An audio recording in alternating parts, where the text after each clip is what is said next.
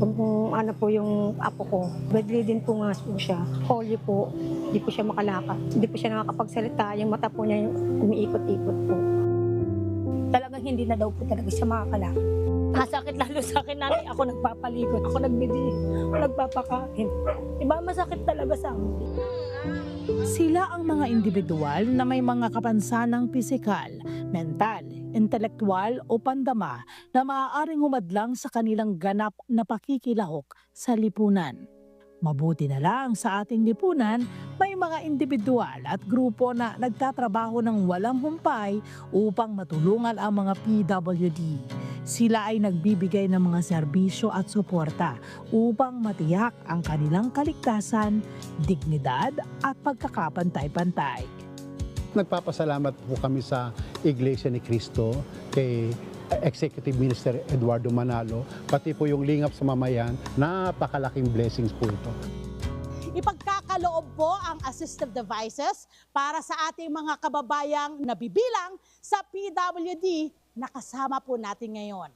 Ang mga ibibigay po sa kanila, bagong-bagong wheelchair. Meron din po tayong crutches, may cane, at may mga walker. Pati na rin po, care packages para sa lahat.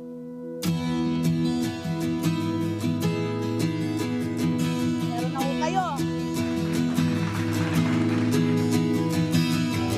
Malaking bagay po sa akin dahil pasira na po yung wheelchair. Sasabak ko na to sa lalaban ng buhay ko. Mamamalingki na po ako.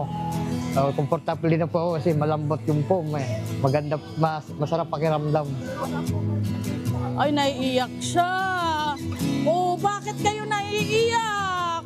Ito yon yung kanyang apo. Ito yung kanyang apo na 10 years old na po ngayon. Gaano po kasakit sa inyo bilang lola? Sa nanay, sobrang sakit. Mas lalo po ako. Papasalamat po ako. Alam niyo po, ang dami ko pong nahingian na ganito. Good man lang po. Wala pong nagbibigay. At itong Lingap sa Mamamayan, meron. Wala ho kayong hirap. Wala po. Wala po akong hirap dito. Oh. Ilalabas ko na po siya, mama, paarawan. Makikita niya po yung liwanag.